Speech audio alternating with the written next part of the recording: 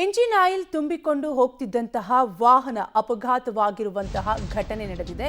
ಬೆಳಗಾವಿಯ ಕಿತ್ತೂರು ಪಟ್ಟಣದ ರಾಷ್ಟ್ರೀಯ ಹೆದ್ದಾರಿಯಲ್ಲಿ ಈ ಘಟನೆ ನಡೆದಿದ್ದು, ಎಂಜಿನ್ ಆಯಿಲ್ ಟ್ಯಾಂಕರ್ ಮತ್ತು ಕಬ್ಬಿನ ಟ್ರಕ್ ನಡುವೆ ಆಕ್ಸಿಡೆಂಟ್ ಆಗಿದೆ. ಆಯಿಲ್ ತುಂಬಿಕೊಳ್ಳಲು ಸ್ಥಳೀಯರು ಮುಗಿಬಿದ್ದಿದ್ದು, ಸ್ಥಳದಲ್ಲಿದ್ದ ಬಕೆಟ್ನಲ್ಲಿ ಆಯಿಲ್ ಅನ್ನು ಸಂಗ್ರಹ ಮಾಡಿಕೊಂಡಿದ್ದಾರೆ.